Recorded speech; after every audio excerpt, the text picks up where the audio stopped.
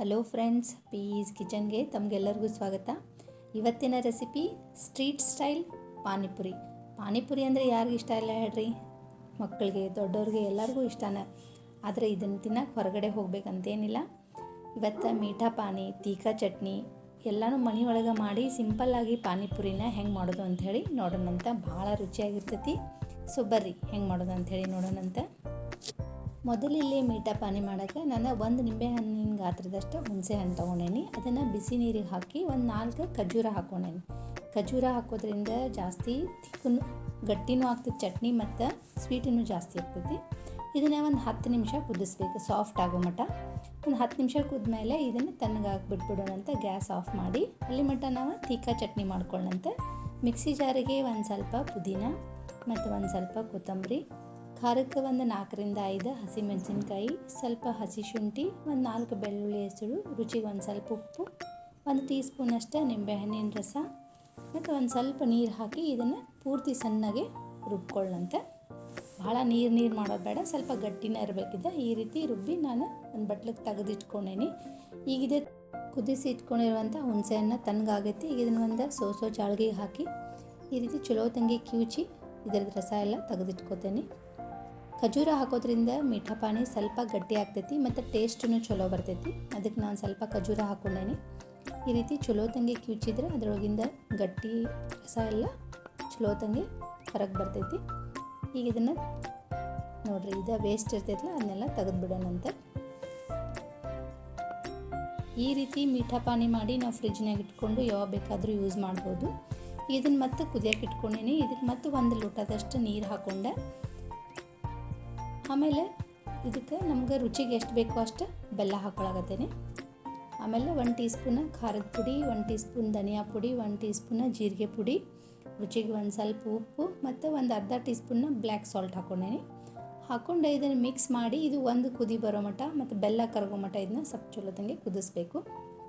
ನೋಡಿರಿ, ಈ ರೀತಿ ಕುದಿಯೋಕ್ಕೆ ಸ್ಟಾರ್ಟ್ ಆತಂದ್ರೆ ಈಗ ಸ್ಟವ್ ಆಫ್ ಮಾಡಿಬಿಡೋಣಂದ್ರೆ ಸ್ವಲ್ಪ ತಣ್ಣಗಾಗಲಿ ಇದೆ.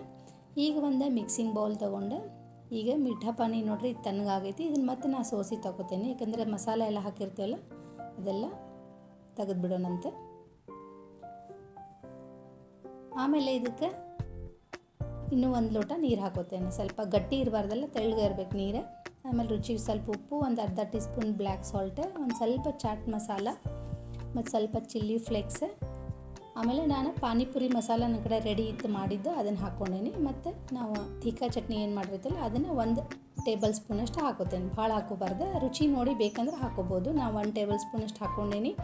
ಸ್ವಲ್ಪ ಪುದೀನ, ಸ್ವಲ್ಪ ಕೊತ್ತಂಬರಿ ಹಾಕ್ಕೊಂಡು ಭಾಳಷ್ಟು ಐಸ್ ಕ್ಯೂಬ್ ಹಾಕ್ರಿ. ಅಂದರೆ ಪಾನಿಪುರಿ ತಣ್ಣಗೆ ಚಿಲ್ಡ್ ಆಗಿತ್ತಂದ್ರೆ ಭಾಳ ಟೇಸ್ಟ್ ಆಗಿರ್ತೈತಿ ಪಾನಿಪುರಿ ತಿನ್ನುವಾಗ. ಸೊ ಇದನ್ನು ಈ ರೀತಿ ಚಲೋದಂಗೆ ಮಿಕ್ಸ್ ಮಾಡಿಕೊಂಡು ಈ ಥರ ಪಾನಿನ ರೆಡಿ ಮಾಡಿ ಇಟ್ಕೊಂಡು ಫ್ರಿಜ್ಜಿನಾಗ ಒಂದು 4-5 ದಿನ ಯೂಸ್ ಮಾಡ್ಬೋದು ನೋಡಿರಿ. ಈಗ ಇದು ಪಾನಿಪುರಿ ಫಿಲ್ಲಿಂಗಿಗೆ ನಾನು 4 ಆಲೂಗಡ್ಡೆನ ಸ್ಮ್ಯಾಶ್ ಮಾಡಿ ಇಟ್ಕೊಂಡೇನಿ ಕುದಿಸಿದ್ದೆ. ಈಗ ಇದಕ್ಕೆ ಸ್ವಲ್ಪ ಹಸಿ ಉಳ್ಳಾಗಡ್ಡಿ ಹಾಕ್ಕೊಂಡೆ, ಸ್ವಲ್ಪ ಪುದೀನ ಮತ್ತು ಒಂದು ಸ್ವಲ್ಪ ಕೊತ್ತಂಬರಿ ಹಾಕೋತೇನೆ. ಮತ್ತು ಹಸಿ ಬಟಾಣಿ ಕುದಿಸಿ ಇಟ್ಕೊಂಡಿದ್ದೆ ಅದನ್ನು ಹಾಕ್ಕೊಂಡೇನಿ. ರುಚಿಗೆ ಸ್ವಲ್ಪ ಉಪ್ಪು, ಸ್ವಲ್ಪ ಬ್ಲ್ಯಾಕ್ ಸಾಲ್ಟ್ ಮತ್ತು ಸ್ವಲ್ಪ ಪಾನಿಪುರಿ ಮಸಾಲ ಹಾಕಿ ಇದನ್ನ ಚಲೋ ತಂಗೆ ಮಿಕ್ಸ್ ಮಾಡ್ಕೋತೀನಿ. ಇಲ್ಲಿ ಹಸಿ ಬಟಾಣಿ ಬದಲು ನಾವು ಹೆಸರು ಕಾಳು ಮತ್ತು ಕಡಲೆಕಾಳನ್ನು ಕುದಿಸಿ ಹಾಕೋಬೋದು. ಈ ರೀತಿ ಚಲೋ ತಂಗೆ ಒಂದು ಸಾರಿ ಮಿಕ್ಸ್ ಮಾಡ್ಕೊಂಡು ಬಂದರೆ ನಮ್ಮದು ಪಾನಿಪುರಿ ಫಿಲ್ಲಿಂಗ್ ರೆಡಿ ಆಯ್ತು ನೋಡಿರಿ. ಈಗ ನಾನಿವತ್ತು ಪೂರಿನ ರೆಡಿನ ತೊಗೊಂಡು ಬಂದಿದ್ದೆ, ರೆಡಿ ತೊಗೊಂಡು ಬಂದು ಫ್ರೈ ಮಾಡಿದ್ದೆ. ಈಗ ನಾನು ಪೂರಿ ಕರೆದು ಇಟ್ಕೊಂಡೇನಿ ನೋಡಿರಿ. ಟೇಸ್ಟ್ ಮಾಡೋಕ್ಕೆ ಪೂರಿನೂ ರೆಡಿ ಅದಾವೆ, ಪಾನಿನೂ ರೆಡಿ ಐತಿ. ಈ ಥರ ಸಿಂಪಲ್ಲಾಗಿ ನಾವು ಮನ್ಯಾಗನ ಪಾನಿಪುರಿನ ಮಾಡ್ಕೋಬೋದು. ಒಂದು ಸಾರಿ ಮಾಡಿ ಪಾನಿ ಮಾಡಿಟ್ಕೊಂಡು ಒಂದು 4 ದಿನ ಯೂಸ್ ಮಾಡ್ಬೋದು. ಮತ್ತು ನಾವು ಮಾಡಿದ್ದು ಸ್ವಲ್ಪ ಹೆಲ್ದಿನೂ ಆಗಿರ್ತೈತಿ. ಈ ರೀತಿ ನಾವು ಒಂದು ಸಾರಿ ಮಾಡಿದ್ವಿ ಅಂದರೆ ಹೊರಗಡೆ ಹೋಗಿ ತಿನ್ನೋದು ಬಿಡ್ತೀವಿ, ಮನೆ ಒಳಗೆ ಸಿಂಪಲ್ಲಾಗಿ ಮಾಡ್ಕೋಬೋದು. ಸೊ ಈ ರೆಸಿಪಿ ನಿಮಗೆಲ್ಲರಿಗೂ ಇಷ್ಟ ಆಗೈತಿ ಅಂತ ಅಂದ್ಕೊಂಡೀನಿ. ನೀವು ಒಮ್ಮೆ ಟ್ರೈ ಮಾಡಿರಿ, ಹೆಂಗೆ ಅನ್ನಿಸ್ತು ಅಂತ ನಂಗೆ ಕಮೆಂಟ್ ಮಾಡಿ ತಿಳಿಸ್ರಿ. ಹಾಗೆ ಈ ವಿಡಿಯೋ ಇಷ್ಟ ಆಗಿದ್ದರೆ ಲೈಕ್ ಮಾಡಿರಿ, ಈ ವಿಡಿಯೋನ ಆದಷ್ಟು ಶೇರ್ ಮಾಡಿರಿ. ಇನ್ನಷ್ಟು ಹೆಚ್ಚಿನ ರೆಸಿಪಿಗಳಿಗಾಗಿ ಚಾನಲ್ನ ಸಬ್ಸ್ಕ್ರೈಬ್ ಮಾಡೋದನ್ನು ಮಾತ್ರ ಮರಿಬೇಡ್ರಿ. Thank you.